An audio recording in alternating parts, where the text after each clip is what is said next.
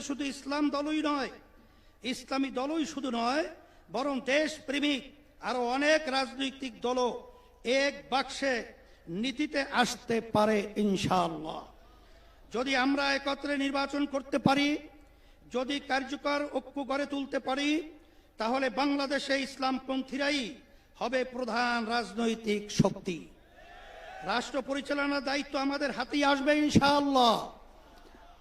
প্রিয় দেশবাসী, অন্তর্বর্তীকালীন সরকার জুলাই অভ্যুত্থানের ফসল।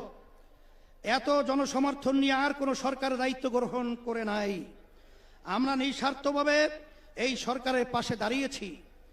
সরকারকে বলবো, সংস্কার, বিচার ও সুষ্ঠু নির্বাচনের যে অঙ্গীকার নিয়ে আপনারা দায়িত্ব নিয়েছেন, সেই দায়িত্ব পালনে অবিচল থাকুন।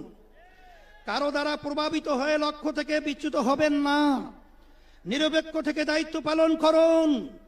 আমরা আপনাদের পাশে ছিলাম, আছি এবং থাকবো ইনশাআল্লাহ। প্রিয় ভাইরা আমার, আইন শৃঙ্খলা পরিস্থিতি, রাজনৈতিক চরিত্র, চাঁদাবাজির ক্ষেত্রে অবস্থার এখনো কোনো পরিবর্তন হয় নাই।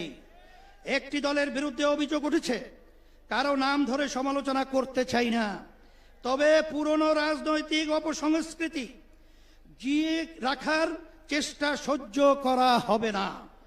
রাজনীতির নামে সন্ত্রাস, চাঁদাবাজিকে অবশ্যই প্রতিহত করতে হবে ইনশাআল্লাহ।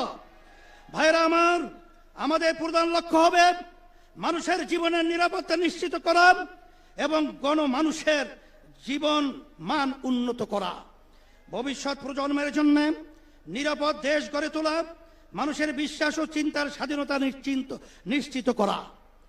আমরা একটি সমৃদ্ধ বাংলাদেশ নির্মাণ করতে চাই। কৃষক ও শ্রমিক ভাইদের উদ্দেশ্যে আমি বলতে চাই, অতীতে কেউ আপনাদের স্বার্থ রক্ষা করে নাই, আপনাদের শ্রম ঘামের প্রকৃত মূল্য কেউ দেয় নাই। ইসলামী শক্তি ক্ষমতা এলে আপনাদের স্বার্থ নিশ্চিত করা হবে ইনশাআল্লাহ। ব্যবসায়ী ভাইদের উদ্দেশ্যে বলতে চাই, আপনাদেরকে পদে পদে চাঁদা দিতে হয়, প্রশাসনিক হয়